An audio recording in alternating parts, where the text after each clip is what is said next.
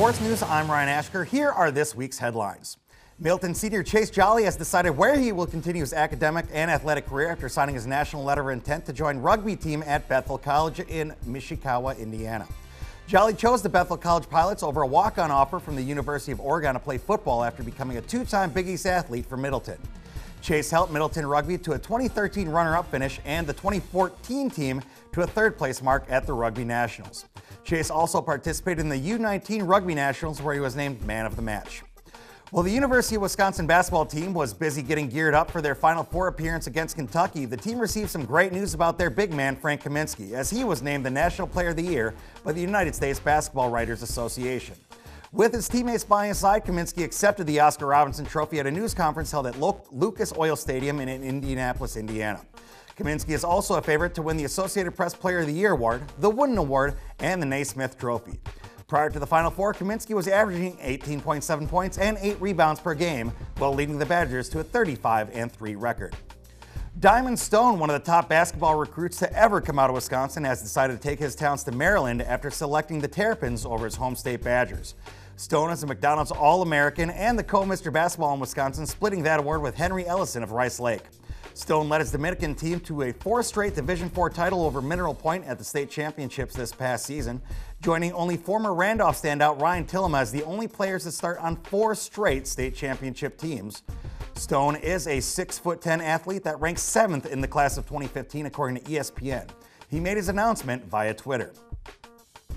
The University of Wisconsin Oshkosh Hall of Fame will grow to 183 when 2 former student athletes and 1 former coach are inducted at the school's 42nd Annual Hall of Fame and Senior Awards Banquet. This year's class will include former cross-country and track and field standout Tiffany Ott, who was a 4-time All-American and a national champion that helped UWO to 3 NCAA Division championships from 1968 to 1990. Joining her will be Casey Kopitsky, who was a 2-time All-American in baseball before being drafted by the Chicago Cubs.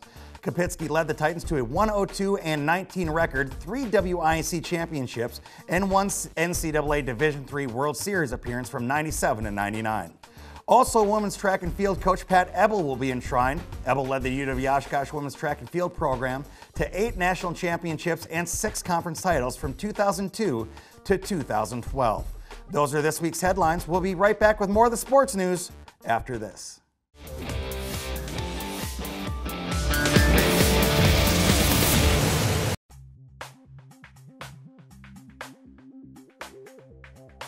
Welcome back to the Sports News. Right now I'm joined by Coach Brady Nichols and Finn Gessner, the Madison La Follette boys cross country team. Guys, thanks for joining us here today.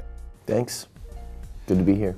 So, Finn, tell us a little bit about, your cross country season. You mentioned to me that you had a really successful year last year and kind of have some even higher goals going into next season. Yeah, I was only beat by 4 seniors at the state cross country meet this year, so being a contender there next year would be nice. Fantastic.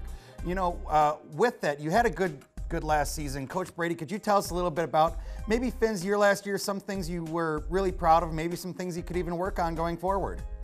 Yeah, you bet. Last fall, Finn being a sophomore, he worked really hard in the summertime, so seeing him evolve into one of the best runners in the state at such a young age was really gratifying, and having a team behind him functioning so well at that level was really fun to see. And Finn is just, one of the many members of the team, and that's one of the things that's been interesting about La Follette Cross Country. What else is kind of unique about that team, why they've been so successful? I think one of the unique things about it is we've created a tradition where each year there's a new group of guys, much like Finn, that they kind of follow the tradition from the guys before them and continue to just get better and better each year, and thus year in and year out with different people we're able to continue to get better and better. And you mentioned that getting better and better. With that, is there a secret you have to doing that, because you've qualified for 10 straight seasons for state? How's that worked out? I think I wouldn't say necessarily a secret. I would just say a lot of hard work, a lot of guys that kind of believe in the system, and and Finn's a great testament to that, where They come in, they kind of know what we're about, and they just will work really, really hard for us. So looking at next season, maybe trying to make it 11 straight seasons, what are some of the goals that you and your teammates have, Finn? We just want to be really strong, stronger than this year even. We'll train really hard in the off season and make it to state again for the 11th time. That is an impressive goal you have looking ahead. Gentlemen, thanks for joining us here today. You bet. Thanks a lot. Coach Brady Nichols and Finn Gessner, Madison La Follette boys cross country team. We'll be right back with more of the sports news after this.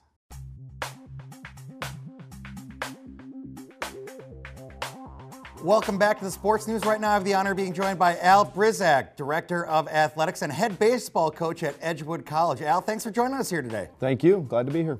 You guys are off to a pretty solid start to the season so far. Record, I believe you are 6-9 overall, 3-1 in the NACC. You just swept Rockford for the first time since 1999. That's a big thing for the program. What has been the key to the early success with the conference? On our southern trip, when we went down on our southern trip, we had some things we had to get better at. As we'll talk about in a little bit, I'm sure, we're a pretty young team. And getting better at little things finally started to click when we got back.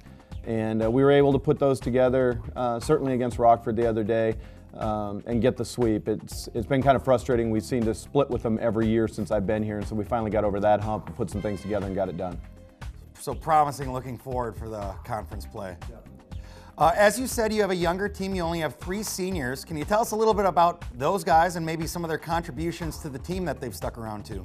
Yeah, we've got Zach Creekmore, Brad Clark, and Pat Manning. Zach is off to a great start for us. He's just playing fantastically offensive baseball. Brad Clark has been in left field for us for the last few years, and he just really holds it down. Robbed a home run the other day. It was just a tremendous play.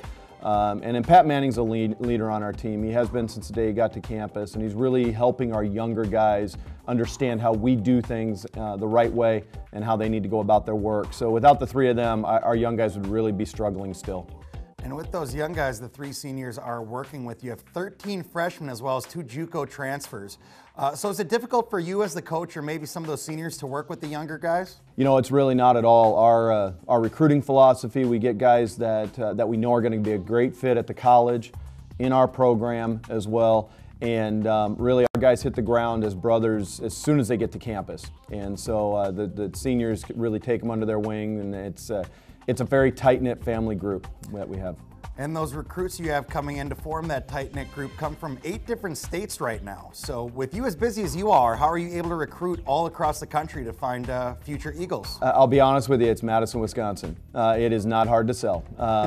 We have a great institution at Edgewood College, and when you essentially 10 blocks from UW-Madison, within a mile from downtown, we get them to campus, they fall in love with the place, and they want to be Eagles. So with all the guys that want to come here, what are some things you look for trying to find future Eagles to be important to that program? Guys that want to be within in a tight-knit group. They believe in what we're doing, they want to work, they want to get better, and they put the team ahead of themselves. Those are the most important things we look for. Coach Al Brizak, thank you for joining us here today. Thank you. We'll be right back with more of the sports news after this.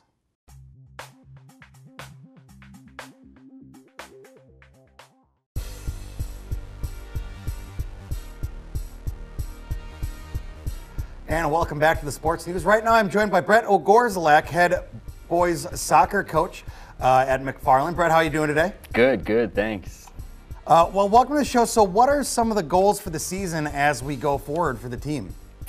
This upcoming season, we're looking to compete and win the conference title in the Rock Valley Conference again, as well as making some waves in the Madison soccer scene, making a deep run in the playoffs, and obviously stressing fundamentals and teaching the kids tactics and strategy of soccer.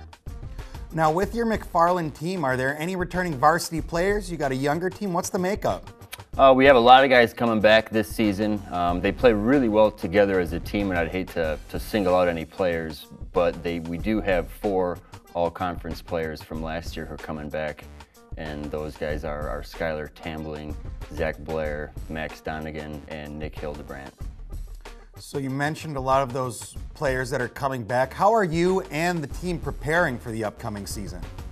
So the upperclassmen run practices throughout the season, in the off season, to help prepare to develop their skills better and refine the team chemistry. And then once school is out in June, then the coaching staff will come in and help run practices throughout the summer to prepare for the fall.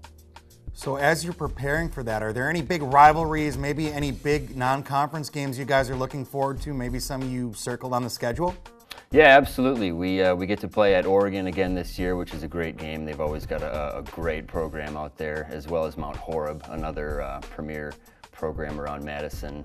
And we usually get to play Monona Grove and Stoughton and DeForest as well. So those are all big matchups for us. As you look ahead towards next year, some of those bigger games you mentioned and the preparation you're working on, what are the expectations for the McFarland team? We expect to elevate the level of play from year to year, as well as winning the conference, like I said. And I think we're looking to get some real contribution this season from some of the younger guys who are coming up. And with some of those younger guys, maybe guys you're trying to recruit within the school, maybe from some other sports, what are some of the things you're looking for in potential athletes?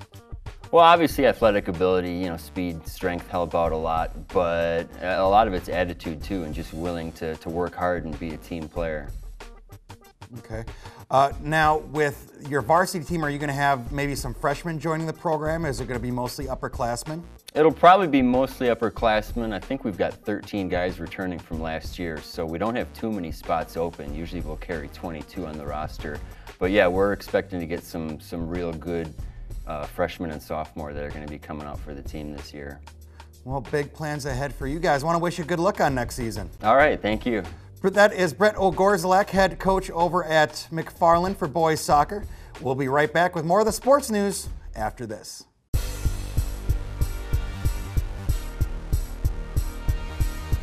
Welcome back to the sports news. Right now I'm joined by Barry Witkowski, Natalie Michelson, and Meredith Holt of the Monona Grove softball team.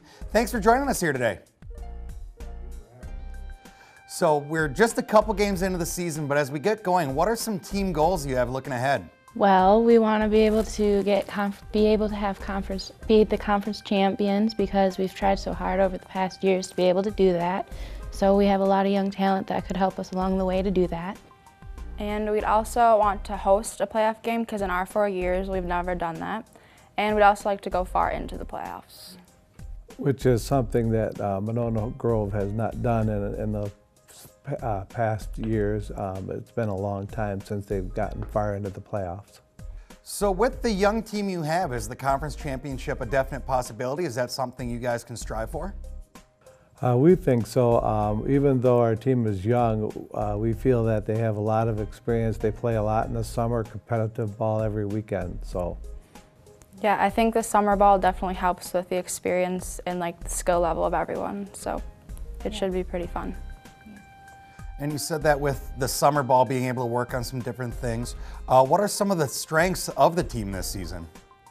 Well, having us being a young team, we all have that summer ball in our genes, so we're able to actually have that experience in hand. So we're able to play and actually know what we're doing out there. So that helps with the defense and our offense mostly. And we have a strong lineup from top to bottom, so everyone on our team can hit and play defense. Yeah.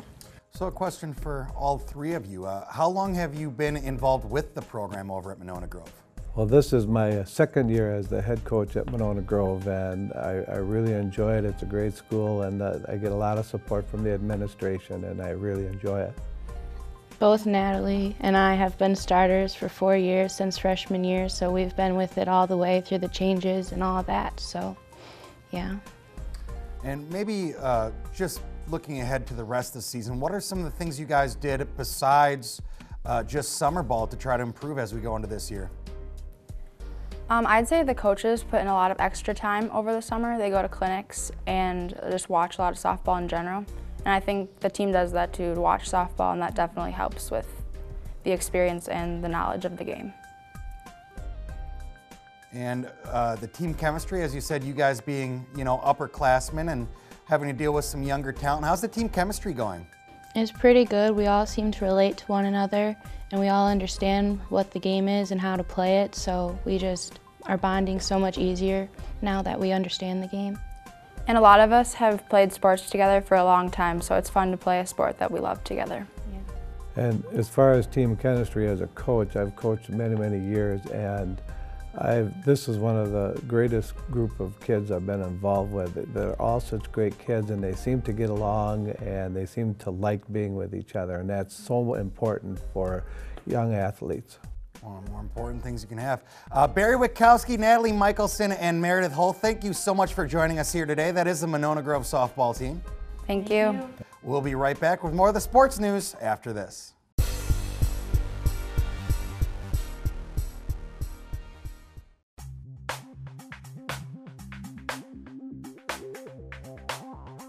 Welcome back to the sports news. Right now I'm joined by Nathan Johnson, Ultimate head coach over at Oregon. Nate, how are you doing today? Doing great, thanks. So, Ultimate, how big is that? It's not something you really think of when you think of high school athletics. Well, at the high school level, it's certainly growing. We now have 12 schools in the Madison area who are running Ultimate teams. And with those 12 schools locally, is that something that's sanctioned? Is it something that's put together as a club? How does it work in the area? So it's not run by the WIAA, it is run by the coaches, though the state tournament is actually sanctioned by the national governing body for Ultimate. Fantastic. So how is that different than other sports? It's especially different in a few ways. First and foremost, it's governed by the spirit of the game, which is it's all about really taking care of each other and doing the right thing, not about winning. And through that, it's actually officiated by the students. There's no referees, that the players on the field are the ones actually making the calls as the game goes. So on an honor system basis? Pretty much, though there is a system then for dispute resolution if there's disagreements. Wow. Tell us a little bit more about the sport of Ultimate Frisbee. It's something I know I'm not very familiar with. There's a lot of club teams and recreational teams in the Madison area, but tell us a bit about it at that high school level and how it works. Well, so it's a lot like football, rugby, soccer, some combination thereof. It's played on like a football field where you've got 2 end zones. The goal is to catch the disc in the end zone. You pass it to each other. You can't run with it. And the goal then is pass it to each other to catch it in the end zone. If it's intercepted or dropped, the other team goes right back the other way, trying to score towards their end zone. Wow. So as coach over at Oregon, what are your goals for your student athletes? My goals, as well as most of the other high school coaches, we're not out there to win, though come game time, we're going to try and win.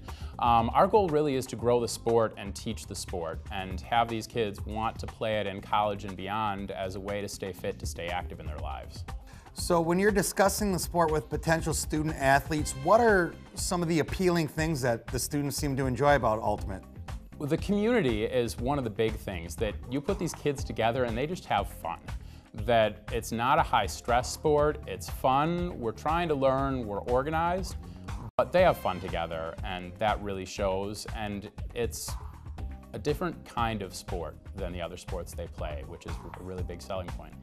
And how did you get your start, or how did the Oregon program get its start? Well, I got my start way back when in 2002. I got recruited to play some recreational Ultimate. But in the high school level, it was a few years of my kids nagging me, knowing I played personally, saying, hey, we should start this. And finally, I got around to giving in and saying, okay, let's check out what we need to do to join the league.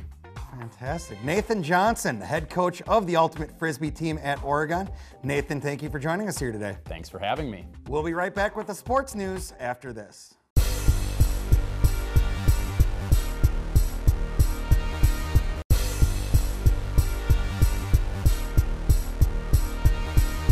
Welcome back to the sports news. Right now, I'm joined by Josh Boleen, lacrosse coach at Stoughton. Josh, how are you doing today? I'm doing good. How about yourself? Not bad at all. Thanks for joining us.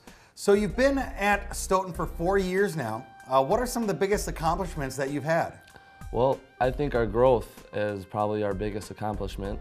When the other coach, Sanford Erdahl, and I had started 3 years ago, we had barely enough kids to have a JV team. And since, we've grown over 40% in the high school. And I think that just shows how fast the sport is growing in our community. What's the biggest contribution that you attribute to the amount of growth that you've had, not only in the sport, but at Stoughton specifically? Well, I think attending the state championship game last season was a big part to our recent growth, but also the culture of our team.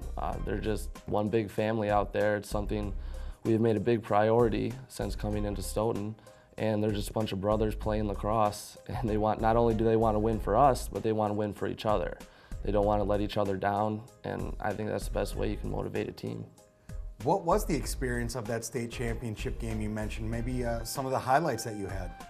It was very, very exciting for our program and community. It was the first time Stoughton lacrosse has ever even made the state championship game. All the boys were very excited, very big venue, and I think it kind of shows the state that Stoughton's becoming a competitive program, and will continue to be competitive as long as we're here. And as you mentioned, the sport is really continuing to grow, not only at Stoughton, but throughout the state. Where do you see specifically the program at in the next 3 to 5 years? Well, I see us continuing to grow and continuing to become more competitive within the state. And if we continue to grow the way we have been the last 3 years, I can definitely see us competing at the Division I level within the next 5 years. Wow, that'd be very impressive. With that, you've had a long career at Stoughton, not only as a coach, but as a former player as well. What are some of your more memorable moments about the Stoughton lacrosse team? Well, I think the most memorable moment for me was last year after the state championship game, after we got back to the high school, huddled up, broke it down one last time. It was the number of kids and the disappointment in their face and even in their voice when they finally realized that there was no more practice that season. And I think that what that says is whatever Sanford and I are doing on that practice field, we're doing it the right way, and the kids are falling in love with the sport just like we did. Josh Wohleen, lacrosse coach, thank you so much for joining us here today. No problem, thank you. Josh, hope to have you back sometime. Thank you everyone for tuning in today. My name's Ryan Ashker, asking you to tune in to sports news next week. Thank you.